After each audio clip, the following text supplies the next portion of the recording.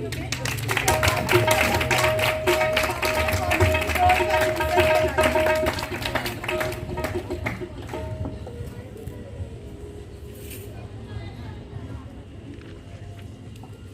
यीशु मसीह के जिंदा जलाली और बाबरकत नाम में आप सबकी सलामती हो।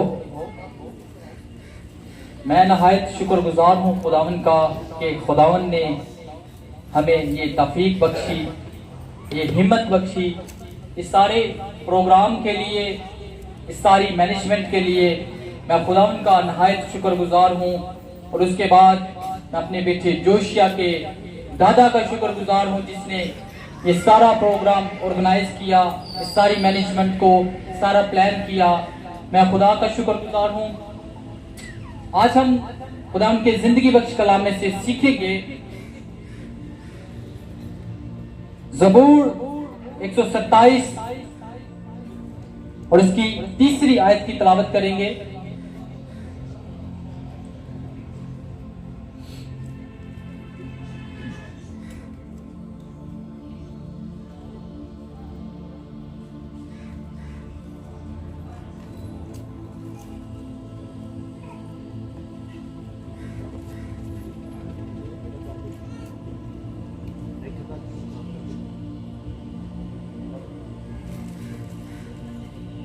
के लिखा है, देखो औलाद खुदा की तरफ से मिरास है और पेट का फल उसी की तरफ से अजर है।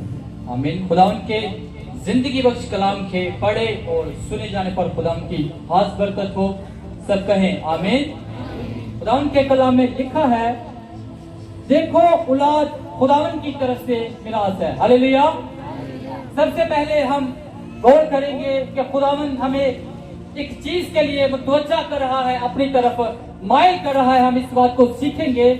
देखो, जब यूहन्ना बपतिस्मा देने वाला बपतिस्मा दे रहा है और हर एक बशर जो उससे बपतिस्मा लेने के लिए जा रहा है वो उसकी तरफ मुतवज्जा है, वो उसकी तरफ माइल है। लेकिन वहां पर मेरा यीशु नासरी शाफी आता है और वो कहता है, मेरी तरफ से ध्यान हटा कर करो। देखो, ये बर्रा है जो जहां के गुनाह उठा लिए जाता है। हालेलुया। यहाँ पर खुदा का कलाम फरमा रहा है, देखो औलाद खुदावन की तरफ से मिरास है। आपके पास जो औलाद है आपको किसने दी है?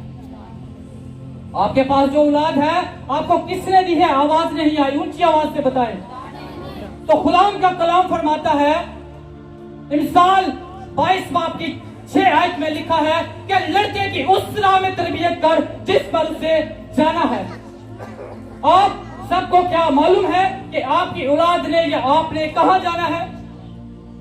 लिखा है कि लड़के की उस राह में तरबियत कर जिस पर उसे जाना है, वो बूढ़ा होकर भी उससे ना मुड़ेगा। खुदा का कलाम इस बात को बड़ी खूबसूरती से बयान करता है कि ऐ आदम तू हाक है और हाक में फिर वापस लौट जाएगा। एक दिन हमने अपने बाप के पास जाना है, वहां पर हमारी अदालत होनी है, हमारा हिसाब किताब होना है। और जिसने हमें ये औलाद दी है वो हमें इस औलाद के बारे में पूछेगा, क्योंकि खुदा का कलाम यहाँ पर फरमा रहा है कि देखो औलाद खुदावन की तरफ से मिरास है और जिसने आपको मिरास दी है वो आपसे हिसाब किताब लेना भी जानता है। ये उसका हक बनता है कि जिसने आपको औलाद दी है वो आपसे उसका हिसाब किताब भी लेगा। आज हमें अपनी औलाद की तरबियत कैसे करनी है हमें खुद मालूम नहीं। और फिर जब हमारी औलाद जवान हो जाती है, हमारे ताबे नहीं रहती और हम अपनी औलाद से गिले आज़ारी करते हैं कि हमारी औलाद हमारी सुनती नहीं। मैं आपको बताता चलूं कि बनी इस्राइल आज दुनिया का एटमी सुपर पावर है, लेकिन अगर आप उनके रहन सहन को देखें, अगर चाहे उनकी तरबियत को देखें तो वो बहुत आगे हैं। उनकी तरबियत को देखें तो उनकी हिस्ट्री को आप अगर पढ़ना शुरू करें तो जब हमारे बच्चे जब जवान हो जाते हैं तो हम कहते हैं कि जो वो डालेगा समझ जाएगा, ठीक हो जाएगा। लेकिन बनी इस्राइल इस तरह से अपने बच्चों की तरबियत नहीं करती जो आज एटमी सुपर पावर है। जब उनकी औरतों के रहम के अंदर बच्चा ठहरता है तो वो जिस तरह का उन्होंने अपने बच्चे को बनाना है, अगर चाहे उन्होंने आलमी दीन बनाना है तो वो शरीयत की किताबें पढ़ना शुरू कर देती है। अगर चाहे उन्होंने बिजनेसमैन बनाना है तो वो बिजनेस की और हिसाबों किताब की किताबें पढ़ना शुरू कर देते हैं, क्योंकि साइंस इस बात को डिक्लेयर करती है, डिफाइन करती है कि अगर चाहे बच्चा माँ के पेट के अंदर है तो माँ जिन बातों को बोलेगी, जिन बातों को सुनेगी, वो बच्चों के जहन नशीन हो जाएगी। अगर चाहे मैं आपको बताता चलूं, तीसरा 6 बाब की 6वीं और 7वीं आयत पढ़ूं तो लिखा है, और यह बात है जिनका हुक्म आज मैं तुझे देता हूं तेरे दिल पर नक्श रहे, और तू उनको अपनी औलाद के जहन नशीन करना, घर बैठे हुए, राह चलते हुए, लेटते उठते हर वक्त उनका जिक्र अपनी औलाद से करना। हालेलुया। लेकिन आज हमें खुद ही मालूम नहीं कि हमने अपनी औलाद की परवरिश कैसे करनी है। बनी इस्राइल और उनकी औरतें और उनके जो शोहर हैं वो अपने बच्चों की तरबियत इस तरह से करते हैं। जब उनका बच्चा उनके पेट के अंदर होता है तो उन्होंने जिस तरह का बनाना है, जिस तरह की उसको जिस तरह यहाँ पर खुदा का कलाम फरमाता है कि लड़के की उस राह में तरबियत कर जिस पर उसे जाना है। आज ये आपके हाथ के ऊपर है कि आपने अपने बच्चे को, बेटे बेटियों को कहाँ भेजना है। अगर मैं आपको बताता चलूं कि अगर आप किसी यूरोप ममालिक में जाते हैं तो उस यूरोप ममालिक के लिए कुछ टर्म्स एंड कंडीशंस हैं, कुछ पॉलिसियां हैं। उन पॉलिसियों के बगैर आप उस मुल्क की एंट्री नहीं ले सकते, बहुत सारियां हैं। उसी तरह अगर आप फरदौस में जाना चाहते हैं तो ये उसका ग्रीन पासपोर्ट है। हालेलुया। इसके बगैर आप वहां पर दाखिल नहीं हो सकते। इस बाइबल की सारी इंस्ट्रक्शन को फॉलो करेंगे, उस पर अमल करेंगे, उस पर ताबिया रहेंगे तो फिर आपको फरदौस में एंट्री मिलेगी। जिस तरह खुदा का कलाम फरमा रहा है कि उस राह में तरबियत कर जिस पर उसे जाना है।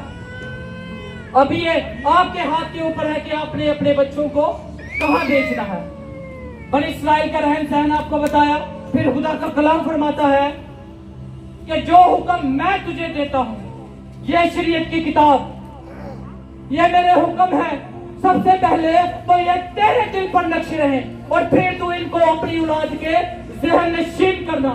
चलते फिरते उठते लेटते हर वक्त इनका जिक्र अपनी औलाद से करना ताकि उनके जहन नशीन हो जाए। आजकल जब बच्चे अपनी माओ को तंग करते हैं तो माँ बाप उनको एक वेपन पकड़ा देते हैं कि इसको इस्तेमाल करो। अंग्रेज अपने और हमारे मोबाइल एक ऐसा वेपन है जब हम बच्चों को पकड़ा देते हैं और वो उससे ही सब कुछ सीख कर, उससे देख कर हमारे ताबिया नहीं रहते।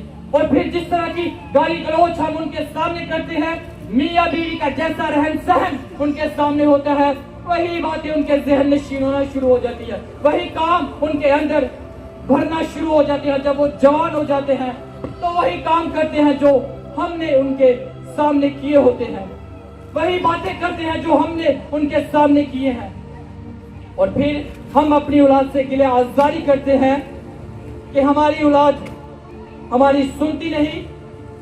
अगर मैं आपको नए अहदनामा में से बताऊं, इफ्सियों 6 बाब की 4 आयत में लिखा है, और ए औलाद वालों, तुम अपने फर्जंदों को गुस्सा ना दिलाओ बल्कि खुदावन की तरफ से तरबियत और नसीहत दे देकर उनकी परवरिश करो। किसकी तरफ से? खुदावन की तरफ से, ना कि अपनी तरफ से। जिस तरह खुदा का कलाम फरमाता है, हमने उनको खुदावन की तरफ से तरबियत और नसीहत दे देकर उनकी परवरिश करनी है। मैं आपको बताता चलूं कि जब खुदा का मुकद्दस बंदा मूसा बनी इस्राइल को मुल्क मिस्र से खुदा के हुक्म से लेकर आता है, आजाद करवाता है, और जब खुदा के बंदा मूसा के दिनों के आयाम पूरे हो जाते हैं और वो खुदा में सो जाता है, और उसके बाद उसका शागिर्द उसकी उस जगह को तकमील तक पहुंचाता है।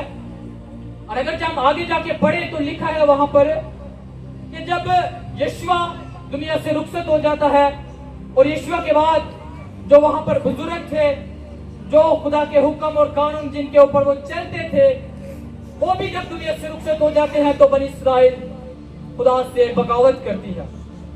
उनकी रहनुमाई करने वाला कोई नहीं रहता वहां पर। यीशुआ भी दुनिया से रुखसत हो जाता है, यीशुआ के बाद वो बुजुर्ग भी दुनिया से रुखसत हो जाते हैं और उनको अपने रहन सहन का तरीका ही मालूम नहीं कि हमने अब हमारे अबूजात ने कैसे जिंदगी को बसर किया था, कैसे वो खुदा के अंदर वफादार थे और उसी खुदा ने हमें मुल्क मिस्र से आजाद करवाया था।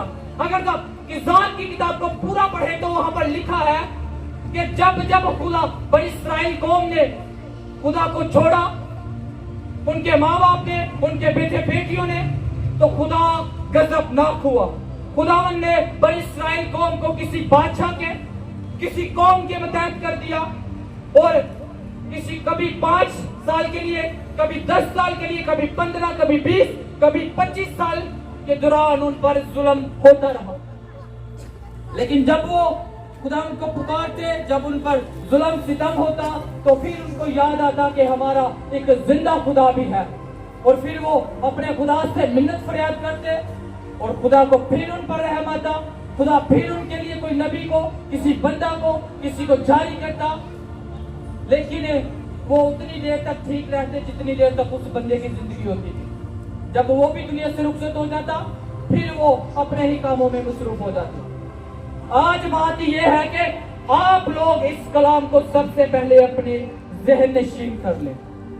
अगर आप चाहते हैं कि आपकी नस्लें बचें, जिस तरह बनी इस्राइल के ऊपर जब तक कोई रहनुमा रहता था तो वो खुदा में पवस्त रहते थे, लेकिन जब वो दुनिया से रुखसत हो जाता, वो फिर अपने उन्हीं बुरी कामों के अंदर मुब्तला हो जाते।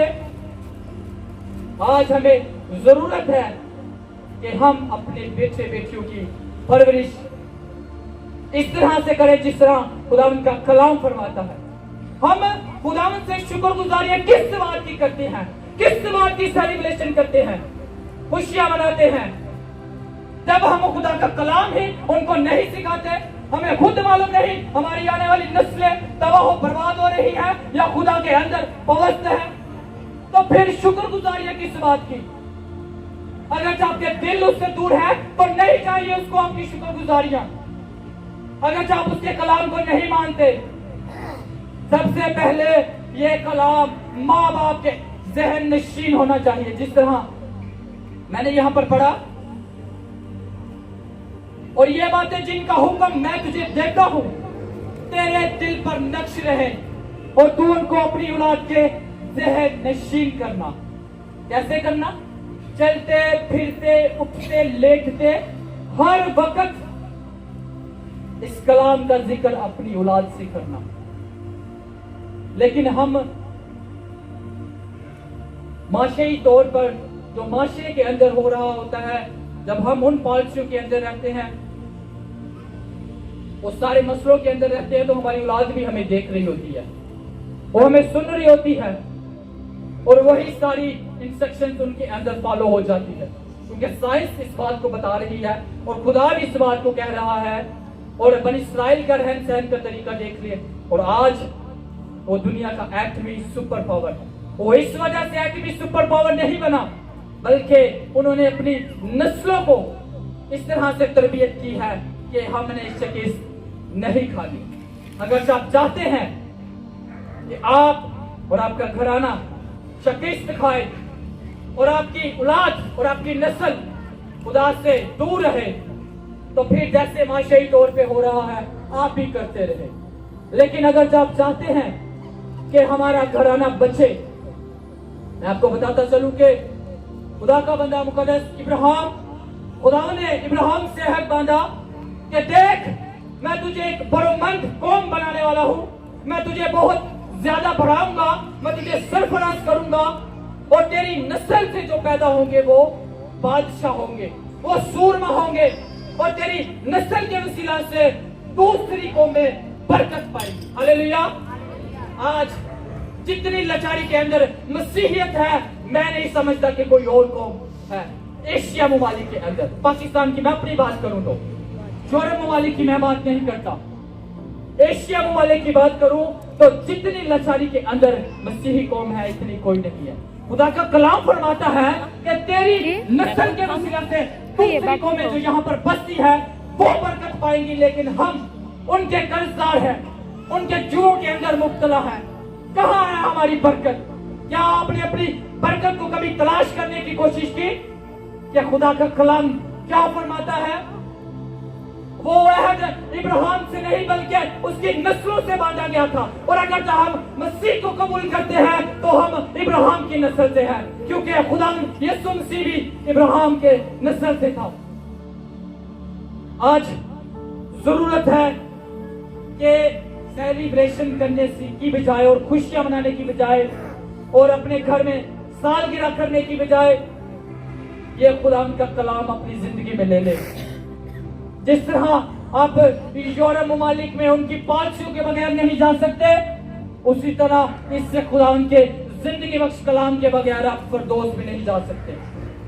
क्योंकि जब आप रोज़े महशर में खड़े होंगे, जब खुदावंद आपके अमालों का हिसाब करेगा तो वो आपसे पूछेगा, भाई जो मैंने तुझे मिरास दी थी वो मिरास तो मेरी तरफ से थी। जिस तरह खुदावंद का कलाम यहाँ पर फरमा रहा है कि देखो औलाद खुदावंद की तरफ से मिरास है, और वो पूछेगा कि मैंने जो तुझे मिरास दी थी वो कहाँ है? क्या तूने उनको मेरा कलाम, मेरे हुक्म, मेरे आइन सिखाए? क्या तूने इनके फरमाबरदार किया, ताबिया किया? तो फिर क्या जवाब देंगे आप वहां पर अपने खुदा को? जरूरत यह है कि वहां पर वक्त ना रहेगा, क्योंकि खुदा का कलाम फरमाता है कि हर एक चीज का वक्त है। हासिल करने का एक वक्त है और खो देने का एक वक्त है। आज हम जिंदा हैं तो हम खुदा के जिंदगी बख्श कलाम को अपनी जिंदगी में हासिल कर सकते हैं। और ज़बूर नवीस इस बात को बड़ी खूबसूरती से बयान करता है कि मौत के बाद तेरी याद नहीं होती, कब्र में कौन तेरी शुक्रगुजारी करेगा? जब हम मर जाएंगे तो फिर हमारे पास खो देने का ही वक्त है, हासिल करने के लिए कुछ नहीं बचेगा। और आज वक्त है कि हम खुदा के कलाम को अपनी जिंदगी में ले ले और अपनी नस्लों को बचा ले। अगर जब मैं ज़बूर 128 की तीसरी आयत की तिलावत करूं तो लिखा है, तेरी बीवी तेरे घर के अंदर मेवादार ताक की मानित होगी और तेरी औलाद तेरे दस्तरखान पर जैतून के पौधों की मानित।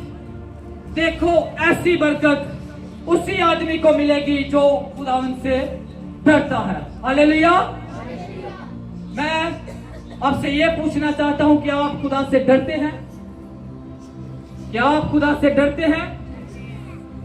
आप खुदा से नहीं डरते।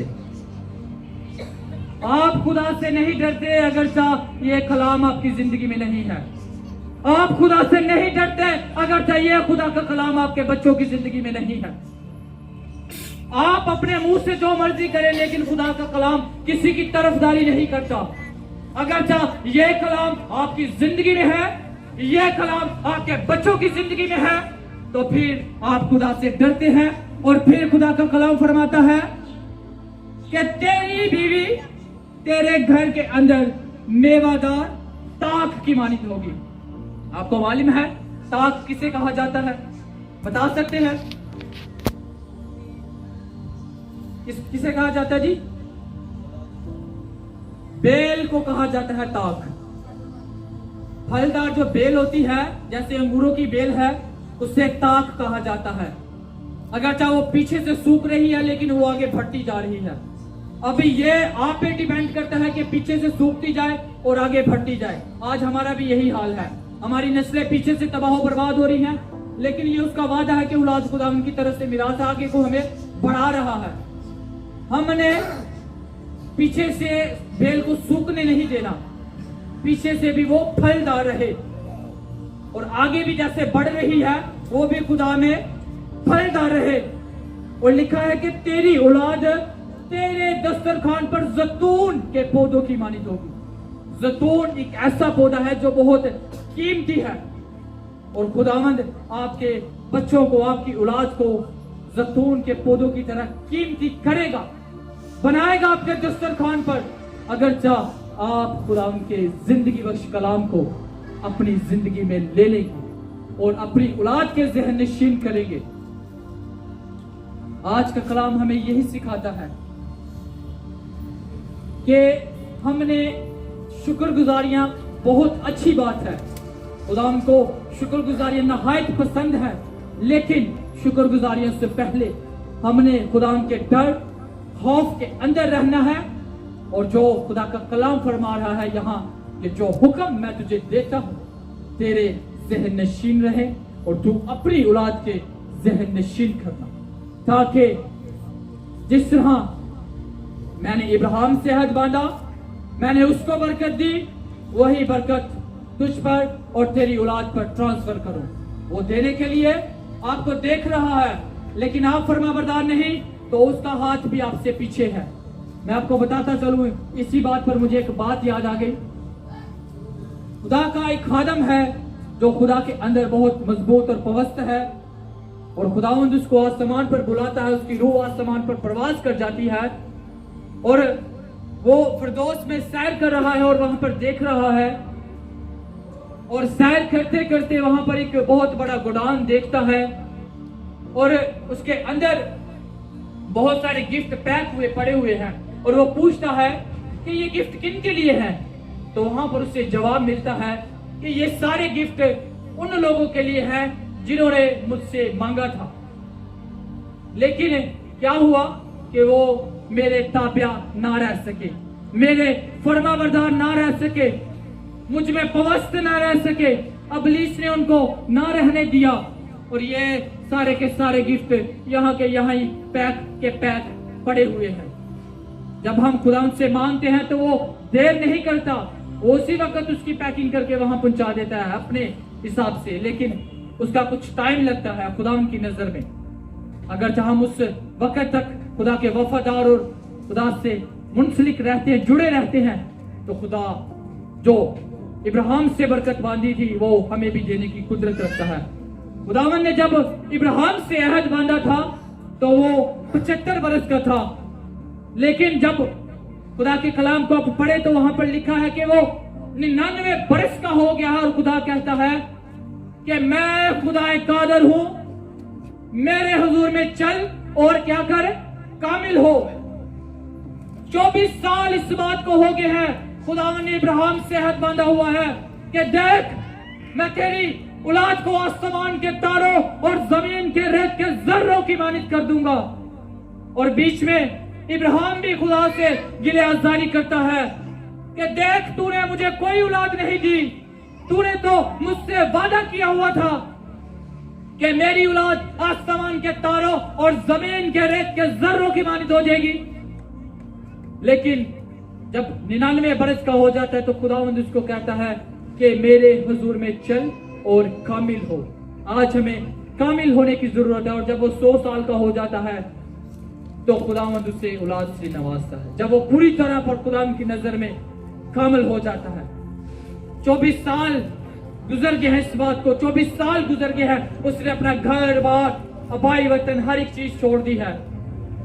खुदा के पीछे उसने उस घर बार को छोड़ा था, लेकिन 24 साल हो जाते इस बात को, लेकिन उससे कोई औलाद नहीं, और वो खुदा से गिलाज़ारी भी करता है। और आज जरूरत है कि हम खुदा के ताबिया हो जाएं, उसके फरमाबरदार हो जाएं और कामिल हो जाएं जैसे वो चाहता है। अगर चाहे इब्राहिम 50 साल भी ऐसे खुदा में सफर करता, उस रिलेशन में रहता, और अगर चाहे वो खुदा की नजर में पूरे तौर पर कामिल ना होता तो वो अहद भी शायद कभी पूरा ना होता। 24 साल भी गुजर गए हैं, लेकिन अगर चाहे वो 50 साल भी गुजर जाते तो खुदा की नजर में अगर चाहे वो कामिल ना होता तो वो अहद पूरा ना होता। और आज जरूरत है कि हम खुदा के ताबिया हो जाएं, उसकी फरमाबरदारी के अंदर, उसके कलाम के हुक्मों के अंदर जिंदगी गुजारें। सो आज के कलाम के लिए, तमाम तर आए हुए लोगों के लिए, खुदा के लगे हुए तख्त के लिए, और इस खानदानों के लिए खुदाम की शुक्रगुजारी करेंगे, ब्लेसिंग की दुआ करेंगे और ये ब्लेसिंग की दुआ खुदा के खादम बिशप जवेद अख्तर साहब करेंगे इसकी रहनुमाई।